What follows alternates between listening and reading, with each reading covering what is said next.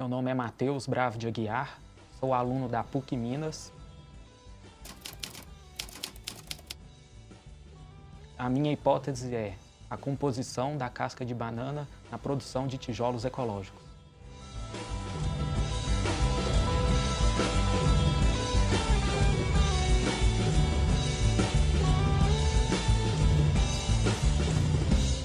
Essa ideia surgiu porque, tipo assim, o nosso curso de Engenharia Civil da PUC Barreiro tem a ênfase em construção sustentável, né? Então, desde o início do curso, a gente é orientado a pensar de uma maneira mais que a gente possa minimizar os impactos da construção civil no meio ambiente, porque ela consome 75% dos recursos naturais do planeta. Aí, com essa ideia na cabeça, né, a gente querendo criar alguma coisa nova que fosse agregar valor na construção civil, aí a gente almoçava no restaurante ali perto da PUC Minas, né, o restaurante popular. Aí, durante um dia na semana, eles serviam casca de banana, banana. Aí, o que acontece? Aí a gente pensou, né, 3.000 refeições por dia, então são 3.000 cascas de bananas que são jogadas fora. Aí a gente começou a pesquisar a composição química da casca da banana e viu que lá tinha sílica, né, que é um mineral muito abundante, né, no planeta. E também esse mineral faz parte do cimento, né? Está na composição química do cimento. E a função dela é dar flexibilidade e rigidez, né? Então a gente começou a pensar nessa hipótese, né? Por que a gente não utiliza casca de banana, o pó da casca de banana para substituir parte do cimento e criar, né, um tijolo ecológico? Bom, meninos, me encanta muito na pesquisa de vocês que ela parte de uma observação, assim, singela das coisas que acontecem no dia a dia, né? E é muito interessante observar o quanto que as melhores pesquisas, as mais relevantes, surgem das observações e das ideias mais simples. Então, assim, de algo tão pequeno que passa despercebido por tanta gente, quanto o consumo de banana em um restaurante, se transformar em uma ideia que gera frutos tão bons a vocês e que valeu todo o esforço, né? E acho que as pessoas têm que treinar o olhar, não só os estudantes universitários, mas a população como um todo, para as coisas pequenas, que passam despercebidas, porque é daí que vêm as grandes ideias e os grandes trabalhos. Como um método de pesquisa da nossa pesquisa, a gente pegou no restaurante, fizemos uma parceria com a nutricionista da PUC, que estagiava lá no restaurante popular. Nós conseguimos adquirir aproximadamente mais de 500 cascas de banana, que durante um período de 20 dias foram secadas ao sol, certo?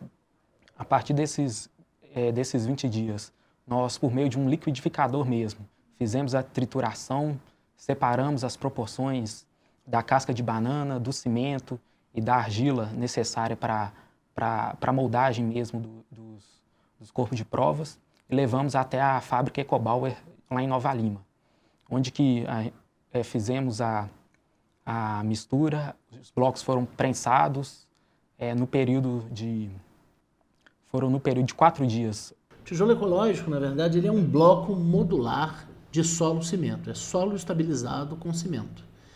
Então, por que ele é ecológico? Diferente do tijolo cerâmico, né, ele não precisa de usar um ativo, um recurso natural como a argila, por exemplo, para produzir o meu tijolo. Eu posso fazer esse tijolo basicamente com praticamente qualquer solo, sem nenhuma grande dificuldade, né? Qualquer solo, qualquer agregável que eu puder estabilizar com cimento, né? Isso evita a exploração de jazidas de argila, né? Exclui isso do processo e exclui a queima, né? Então, para você ter uma ideia, para cada 1.000 tijolos que se produz na cerâmica, se gasta aproximadamente 4 metros cúbicos de material lenhoso, né? Que é um jeito nada elegante de chamar as árvores, né? Então, você elimina isso do processo. E já por essas características, ele já é um material ecológico em si. Nesse período, foi onde que a gente conseguiu as observações mais importantes da nossa pesquisa.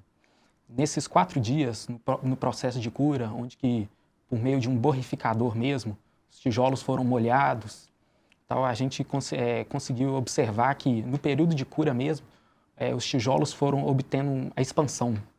Isso porque nós pesquisamos que a casca de banana tem a função hidrotrópica. O que seria a função hidrotrópica? É que ela exerce a mesma função, a banana consegue exercer a mesma função, tanto em ambiente seco quanto em ambiente úmido, certo?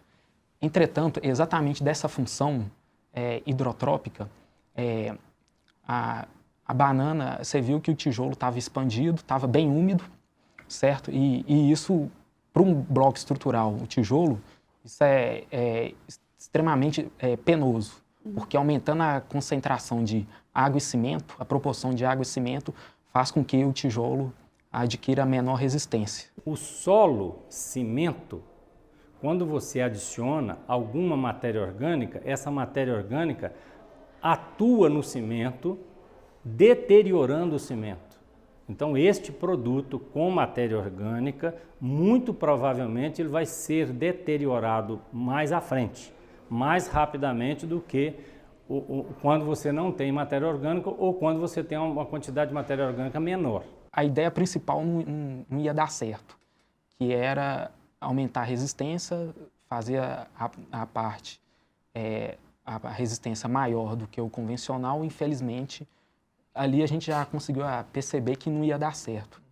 Mas para testar mesmo a veracidade dessa observação, nós levamos aqui no laboratório de ensaios e campos da PUC Minas aqui, nós fizemos os testes de compressão de acordo com a NBR 8492, que preza sobre blocos ecológicos tijolitos, onde que a gente fez a compressão aos 7 e aos 14 dias.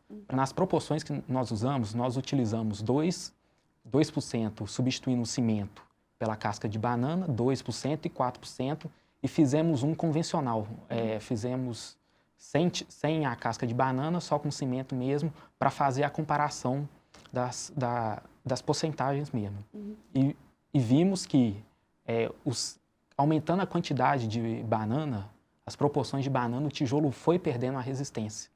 Aí atestou a veracidade da nossa observação, que aumentando a proporção de banana vai diminuindo a resistência do tijolo, exatamente porque vai aumentar a relação água-cimento, que isso faz a resistência bem diminuir.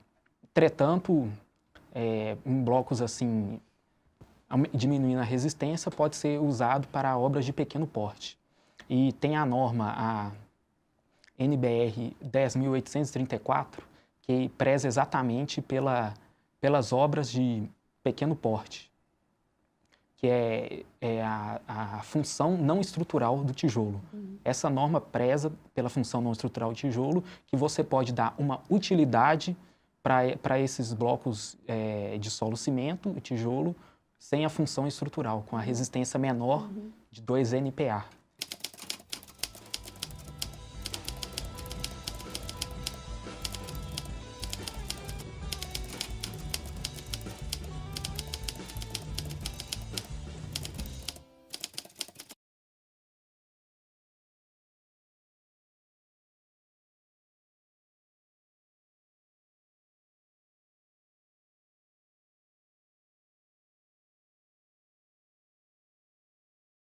A própria ideia em si é brilhante, porque o que motiva é diminuir a utilização do cimento, não é? E o cimento envolve a exaustão de uma série de recursos naturais que, se nós conseguimos poupar de alguma maneira, é um ganho ambiental muito relevante. A gente sabe que a construção civil é responsável por uma boa parcela dos problemas ambientais e não tem muito como ser diferente se nós não começarmos a pensar em uma maneira mais ecológica de tratar as coisas. E é justamente com essa noção que vocês vêm testando proporções entre a banana, o cimento e o solo. E aí, tentar chegar num ponto ótimo a partir do qual a banana funcionaria bem, justamente por causa da sílica, né? Agora, não se refiram de forma alguma como, infelizmente, não obteve a resistência necessária. Porque se vocês começarem a observar, é isso que eu disse a vocês, né? Observar as coisas pequenas do dia a dia, vocês vão ver que o tijolo, ele é usado por uma série de funções que não são as funções estruturais. E que maravilha seria se nós pudéssemos usar para essas funções um tijolo que envolve uma exaustão menor da questão ambiental e do meio ambiente e das matérias-primas. E mais do que isso, essa pesquisa de vocês, ela abre um universo novo a se raciocinar. Então não é só a casca de banana que possui sílica. Nós já sabemos que o uso, por exemplo, da cana-de-açúcar, do bagaço de cana-de-açúcar, gera um tijolo com uma resistência muito interessante. E pesquisas aqui na PUC Minas mesmo têm acontecido com fibra de coco.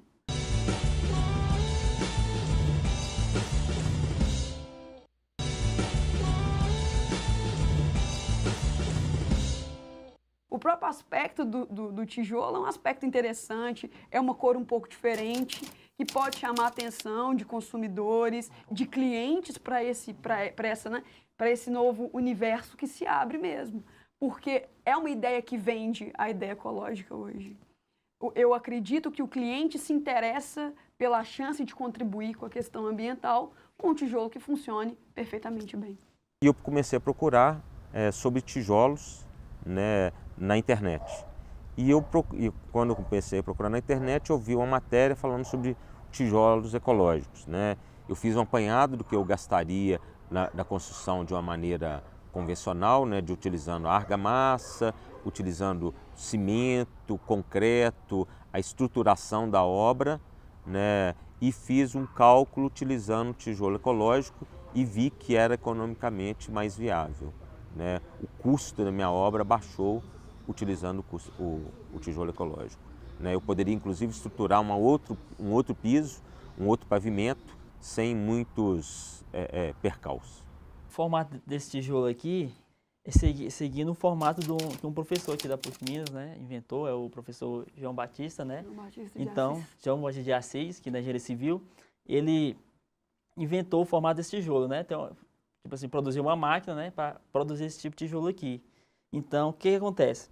Esses furinhos dele aqui, não é por causa do design dele, a estética dele, é justamente para passar a questão das tubulações hidráulicas e as elétricas, né? Para não precisar ter que quebrar o tijolo para ela poder passar. Então, ou seja, por exemplo, no tijolo tradicional, você vai quebrar aqui para o tijolo, para os conduítes passar, e isso vai gerar um resíduo, né? Que a gente chama de RCD, que é resíduo de construção e demolição. Então, ou seja, vai consumir mais recursos do meio ambiente. Então, esses furinhos já estão pensando nessa questão de passar os conduítes das instalações elétricas e hidrossanitárias. E aproximadamente ele tem 3 quilos, né, o bloquinho. E essas questões, ele tem um relevo assim, e é justamente para encaixar as outras pecinhas, né, sem precisar utilizar muita argamassa, né? Às vezes nem utilizar a argamassa.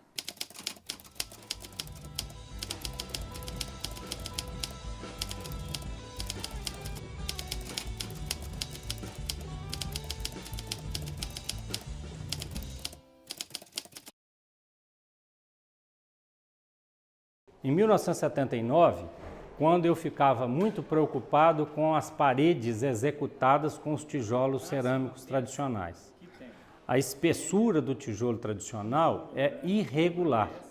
E quando você executa uma parede, e por incrível que pareça até hoje, você pode alinhar a parede de um lado, mas do outro lado ela fica desalinhada. E você só ajusta essa parede com argamassa, que você vai colocar mais ou menos argamassa de acordo com a irregularidade. Então, meu trabalho começou por causa dessa preocupação. É uma indústria crescente, né? Ainda é uma inovação, e toda inovação encontra barreiras culturais, encontra barreiras por ordem do desconhecimento, né, das pessoas, e por se tratar de um mercado ainda bastante tradicionalista, bastante conservador. Fora isso, por outro lado, você tem não é mais que uma tendência, você tem já uma pressão, no sentido de buscar soluções sustentáveis para tudo, né? E a construção civil não é diferente, né? A gente está buscando cada vez mais desempenho, mais competitividade. É interessante que nós entendamos o valor que está envolvido nessas pesquisas de construção sustentável. Sendo a construção civil responsável por uma série de problemas ambientais, é mais do que necessário, é mandatório que nós tenhamos o olhar voltado para isso. No primeiro raciocínio, nós pensamos assim, bom, o tijolo com casca de banana, ele envolve uma redução de custo porque vamos utilizar menos cimento. Mas a coisa é toda muito maior do que isso. Porque se nós deixamos de utilizar cimento, nós deixamos de transportar cimento para o local de produção.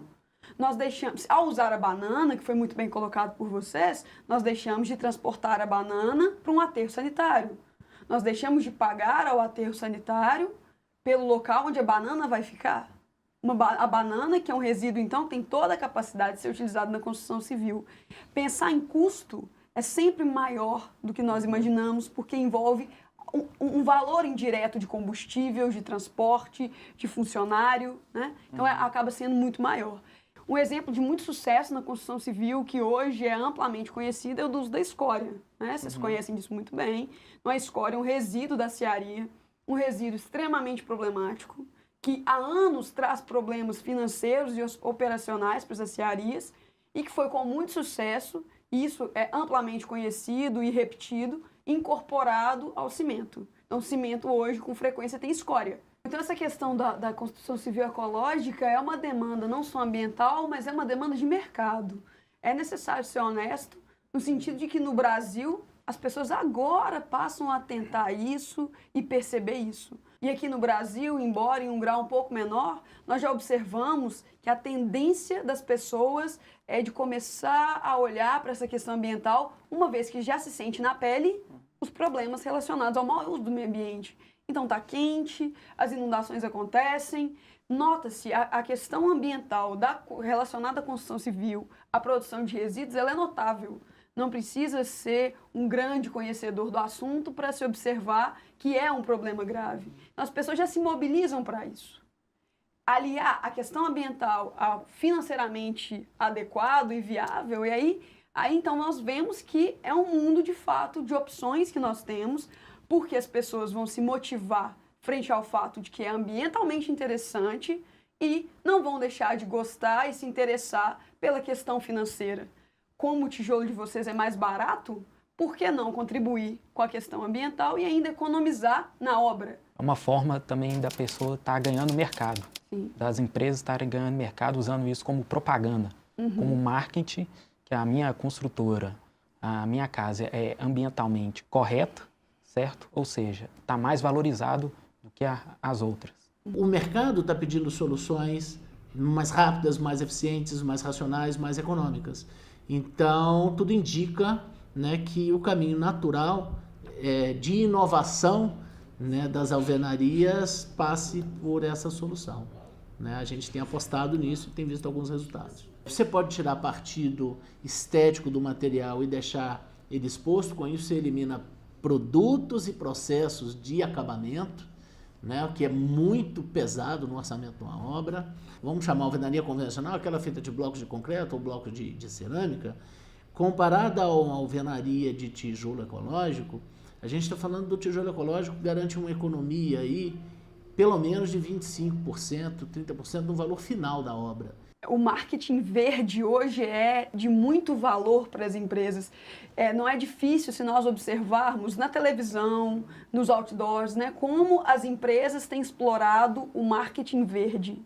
Existem hoje na construção civil, vocês sabem disso, uma série de certificações ambientais e que dão mercado às construtoras, às empresas de construção civil, e não só mercado, mas facilitam financiamento, facilita a obtenção de empréstimo, reduz o valor de seguros. Então, vende muito bem a ideia e ainda é bom do ponto de vista de mercado. Acionistas tendem a buscar mais empresas, com cada vez mais frequência, essas empresas que têm uma visão voltada para a parte ambiental. Você não precisa de uma mão de obra onde você tem um dispêndio muito grande de tempo e recurso para formar um profissional de boa performance. Aqui não, pelo contrário, você pega um profissional com baixa, vamos dizer, capacitação técnica e com um pequeno investimento, pequeno mesmo, de treinamento para ele assimilar os processos. Eu estou falando aí de 8 horas, 10 horas de capacitação, você torna esse sujeito eficiente, competitivo e pronto para começar a ter um desempenho satisfatório no mercado. A construção verde só vai ser de fato barata no dia em que as pessoas pesquisarem, se interessarem por isso e o mercado for melhor. Então depende não só de pesquisa, mas também do consumidor estar ciente e com vontade de colaborar com o ambiente, com as ideias brilhantes que aparecem e que, insisto, podem ser sim e provavelmente serão financeiramente interessantes se comparado ao material tradicional. Depois que a gente fez essa pesquisa aqui, a nossa mente está trabalhando de uma maneira totalmente diferente. A gente consegue ver um problema e já é como se fosse automático, ver a solução para isso. O que eu faria para resolver esse problema? Como que seria, entendeu? Então, a partir dessa pesquisa, surgiu outras linhas de pesquisas que a gente está pesquisando, entendeu? Sempre tendo essa questão de inovar, fazer uma coisa diferente, uma coisa que nunca foi feita. Então, essa aqui foi isso que acrescentou na minha vida e acredito que na vida da Raquel e do Matheus também.